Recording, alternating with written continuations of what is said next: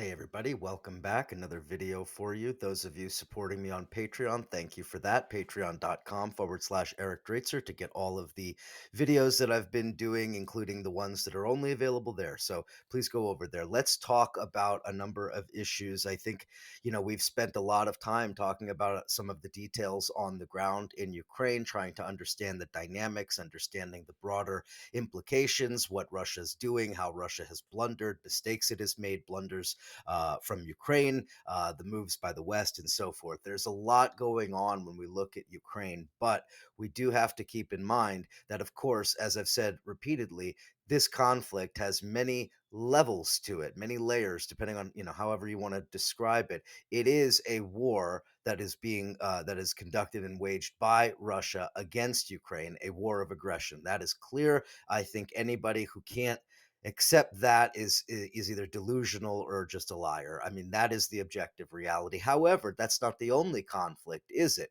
Of course, if you're on the left, you're well aware of a vast amount of literature talking about how the war in Ukraine is really more of a proxy war that should be understood as one between Russia on the one side and the United States and NATO on the other side. While that dynamic is simplistic and not nearly sufficient to understand all of the complexities of this conflict, there is a basic level at which that is fundamentally correct. And we do have to keep in mind that in order to understand all of the aspects of this conflict, we have to keep a close eye on the developments from NATO. Because, of course, while NATO is not directly involved in this war in terms of boots on the ground inside of Ukraine, of course, the United States, through intelligence and agencies and so forth, along with its NATO partners, are providing weapons, the defensive weapons, offensive weapons, intelligence, training, all logistical support, technology,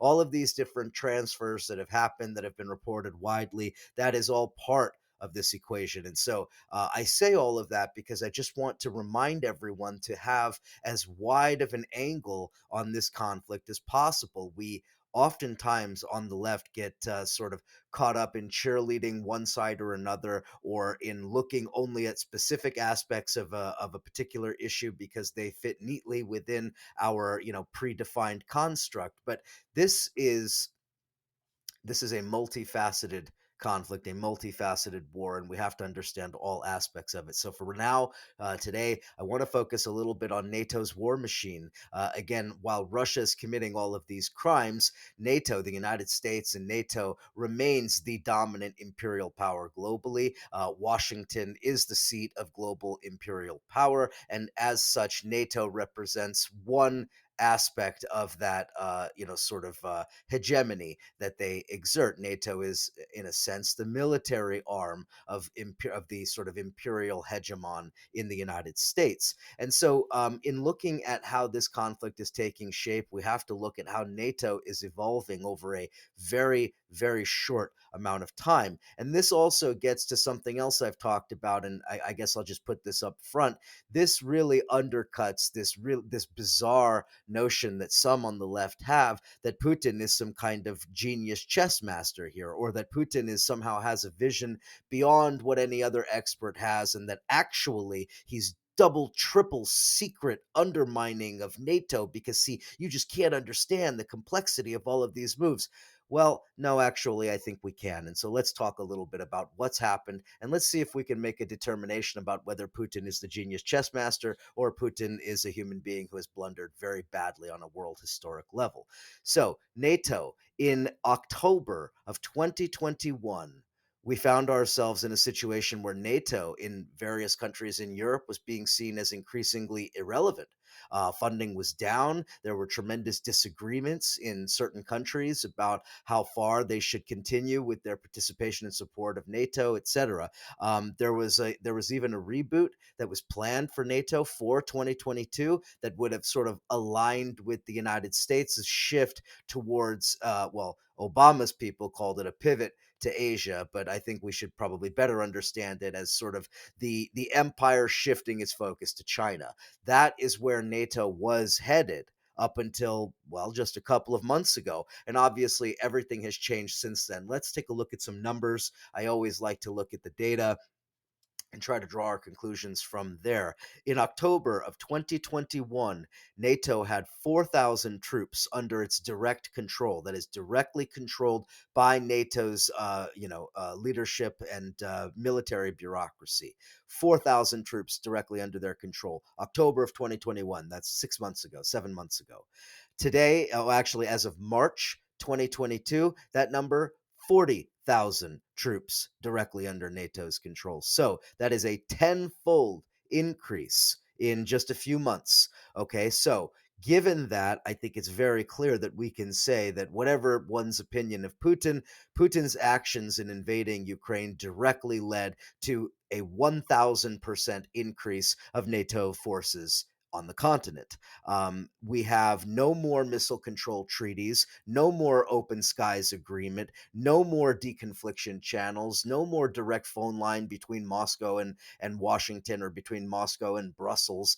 In other words, we are in a very dangerous situation where Russia has escalated. Obviously, Russia's invaded Ukraine. Russia's escalated. NATO is escalating. Russia then, of course, escalates in response. NATO, of course, has to escalate in response. This gets back into something I've talked about here a few times. I'll probably return to this, but the internal logic and the inherent danger of the concept of escalation, because escalation naturally begets escalation. But of course, imperialists don't see it that way. They see escalation as the answer, escalation as the key to winning these sorts of victories. Imagine winning in a war of this kind. So let's look at Admiral Rob Bauer. Admiral Rob Bauer is the chair of NATO's military committee. He is the highest ranking military official, probably as influential as any single voice on NATO. And Admiral Rob Bauer had a couple of interesting comments that were quoted in the Financial Times. He said that, quote, NATO, when asked about NATO's escalation and the danger of escalating with Putin, he says basically, yeah, but, quote, not escalating won't make us safer. Not being strong and credible is more dangerous than being strong and credible. The deterrence factor is very important. Now, this is a NATO general talking. We know what perspective he comes from. We understand how he views the world, how he views the United States and its role in the world and the role of NATO. Of course, this is not how leftists see this. This is not how anybody who sees the United States as an imperial power could ever view this issue. But that doesn't matter. What matters is how NATO sees it. The decision makers, they see it, and they see the logic of escalation as perfect, as working perfectly for them. Let's talk some more numbers here. Troop numbers, as I mentioned, we have a tenfold increase. We have 6 months ago, there were 4 countries in Europe that hosted NATO battle groups. That number is now 8 countries. We have twice the number of countries hosting NATO's battle groups. We now also have a new rapid response force of 10,000, up to 10,000 NATO troops for the first time in the history of NATO. This sort of force is now ready to go, ready to basically deploy at a moment's notice. I don't know why I pronounced notice that way. NATO's eastern flank has 330,000 troops. Okay, that includes the national armies of those countries that are members of NATO, as well as all of those reinforcements that have been sent from other countries in Western Europe and Canada and the United States. 330,000 troops, more or less under NATO. I mean, 40,000 directly under NATO, and then another 300,000 or so under the various national militaries. So, what does this tell us? It tells us that NATO has transformed itself in a very short period of time. And if you think that the transformation only happened since March of 2022, you would be mistaken. In fact, this transformation has been ongoing since 2014. In 2014, Putin really, I think, did surprise the West and surprise NATO with his move to seize Crimea and to annex it into the Russian Federation, and of course also moving forces into Donbass and creating this sort of slow burning proxy conflict there. That moment in 2014 is really the moment that NATO began to say, "Hey, wait a second, we need to develop our own, contingency plans and develop our own new posture vis-a-vis Russia, and increasingly assertive and increasingly aggressive Russia." That's how NATO's minds saw it. So previous to that, we had a situation where NATO was operating, I guess you could say, I wouldn't say a skeleton force, that's probably not correct, but understaffed was the word that was used by several NATO officials, where they had flights that would, say require 8 jets. They would handle it with 3. When they needed full staffing, they would use half staffing, things of that nature, right? All of that is out the window now. Full coverage over the entire theater by a massive increase of human personnel and also military material. So we now have a situation where countries in Europe are no longer feeling constrained by a very important agreement that is now basically irrelevant. That is the NATO Russia Founding Act of 1997. This agreement basically stipulated that NATO and Russia would both agree to a sort of a de escalation in this post Soviet period, that NATO would refrain from any, incendiary or provocative moves close to Russia, and Russia would refrain from the same close to NATO. Of course, neither side has held up that bargain. NATO, on an annual basis, carries out provocative military exercises in the Black Sea, in countries that border Russia, etc. So NATO is certainly not an innocent party here, and Russia, too, is not an innocent party. They violated that agreement countless times, including, as I just mentioned, several times just in the last few years. So the point here is that the agreement that was in place to really lead towards de-escalation, that's basically out the window. Yes, technically the agreement is still in force. Yes, technically nobody has dissolved it, but it seems very clear that it is basically not worth the paper that it's written on. Now, taking all of that and all of these developments, we have to also consider Putin's talking points, because they're relevant and in some ways they are valid, right? Putin's perspective is basically that NATO's expansion has created all of these problems, that Russia is acting defensively. I mean, and let's not even talk about the crimes against humanity and war crimes and all the other things they're committing in Ukraine. From Putin's perspective, this is simply a rational response to an aggressive, expansionist imperial power. And in fact, many of the more simple minded analyses that you read on the left would highlight that point. And it's obviously, at a fundamental level, true. NATO expansion does lead towards this conflict, as many senior diplomats at the time had argued it would. 1989 to 1991, that period when the Berlin Wall comes down and the Soviet Union ultimately dissolves, that period is really the beginning of this phase of NATO's expansion. Okay, so you have, since that period, so we're talking about 30, 32 years, you've had 12 countries previously not members of NATO joining NATO.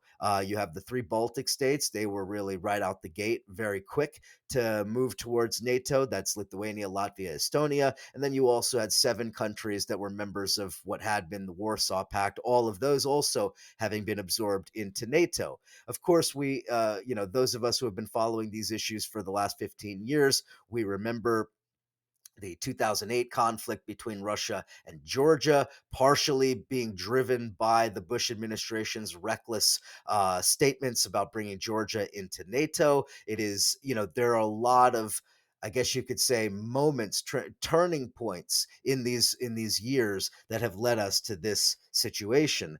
Now, obviously, as you would expect, NATO officials and the sort of strategic thinkers or whatever in Washington and elsewhere, they reject Putin's arguments, which I, of course, accept as clearly and unmistakably true. I mean, Putin's not wrong that NATO's continued expansion eastward has created a more tense situation, that Putin has, sort of articulated the position that he is acting defensively. This is, of course, nonsense, but that is sort of the framework within which he's evaluating all of this. Now, NATO rejects these arguments. They say, "Well, NATO has never attacked Russia. It's Russia that's attacked other countries." Well, That's true to a large extent. Now, of course, there have been some of these other conflicts that we could talk about, as I mentioned, Georgia and the issues over South Ossetia and Abkhazia, but we don't have time for all of that right now.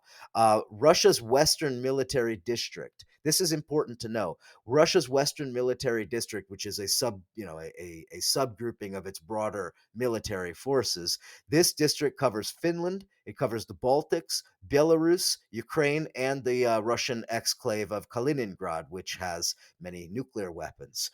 Okay, there are roughly 300,000 Russian troops in the Western Military District. These are considered by experts to be Russia's best trained, best equipped forces, and it makes sense that they would be in that region. That is obviously the most direct threat to Russia in this context. So we now need to think about the long term here. NATO is here for the long term. Expanded NATO is here for the long term. We can see this.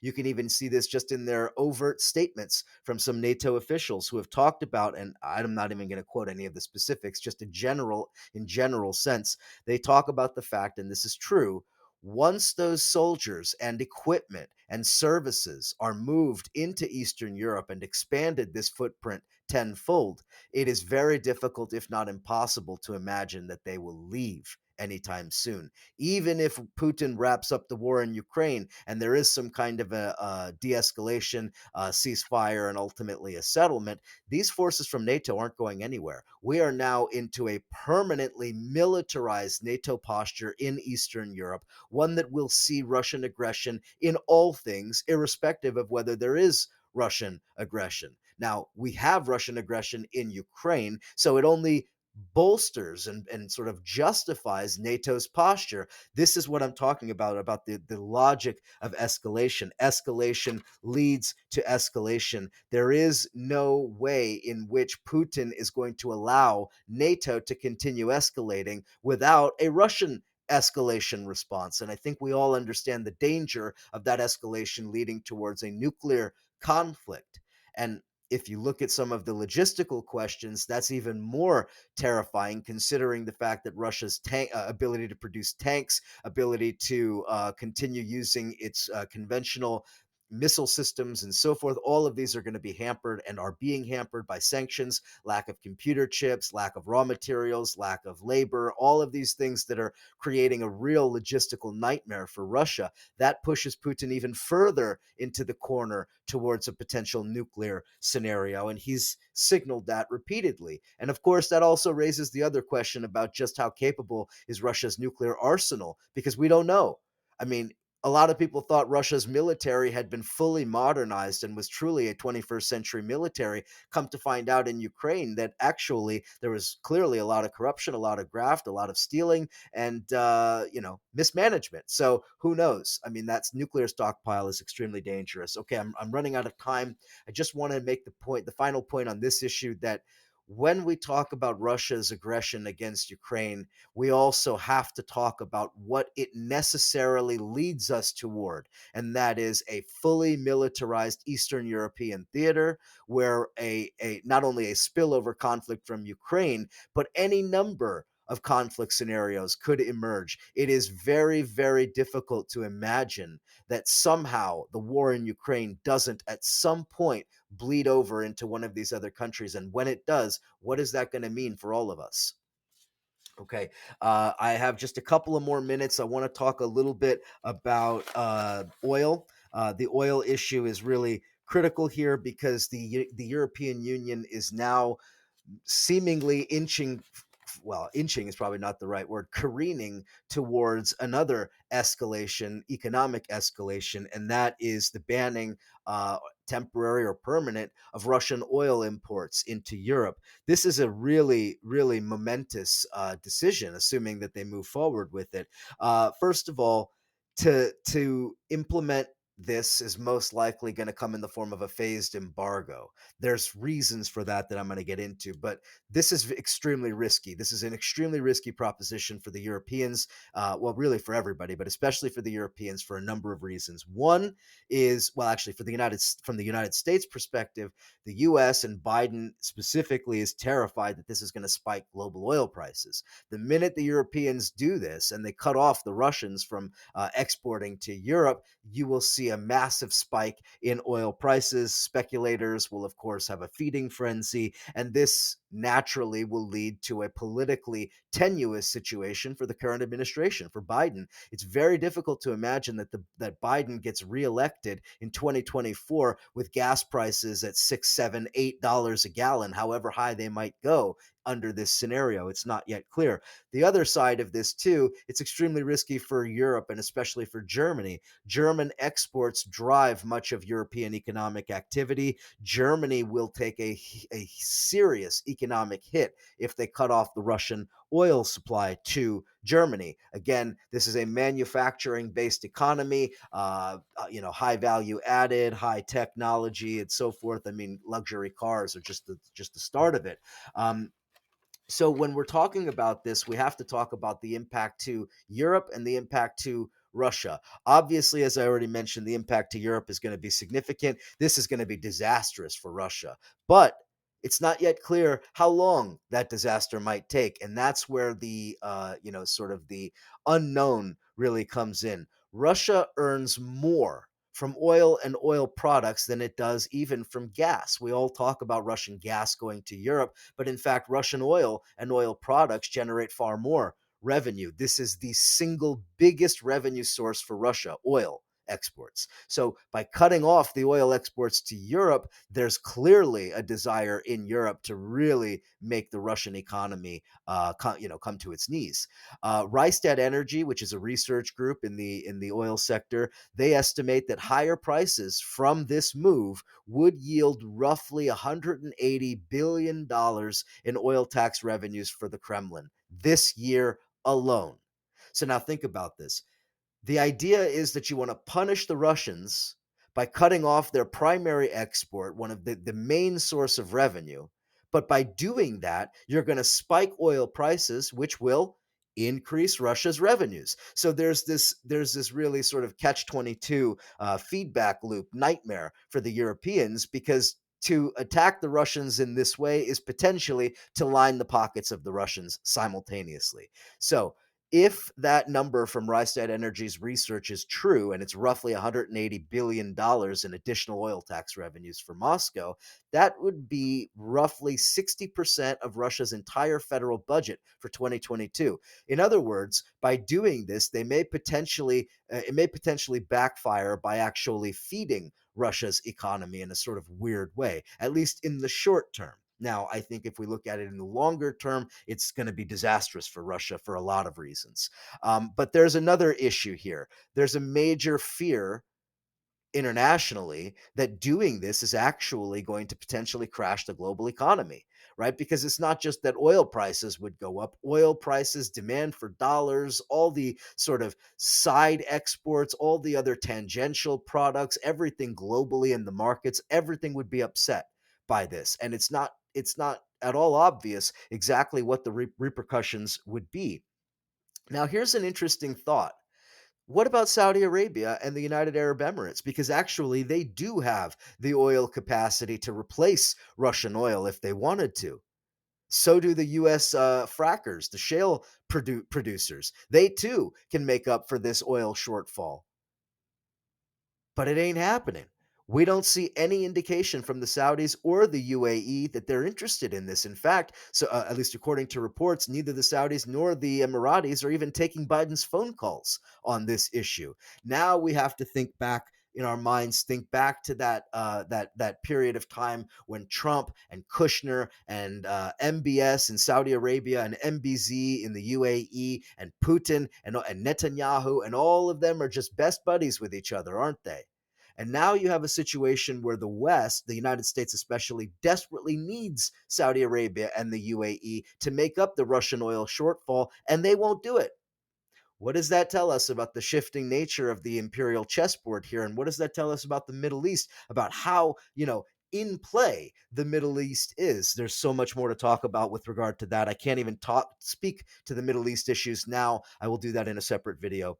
Okay, so there is, like I said, this double bind for the United States and the Europeans. Embargo Russian oil and drive oil prices higher, thereby making up the shortfall in revenue for the Russians. You take away those exports, but then you give them additional revenue. It's a very complicated scenario. The phased in embargo, which is what the Europeans are arguing for, this would buy time. There's no question. Now, here's an interesting thing. I'm sorry I'm speaking so fast, but I'm almost up to 25 minutes and I want to get done here. Um, Oil is less dependent on pipelines than gas is. But, and this is a big but here, but the West buys 70% of Russia's oil.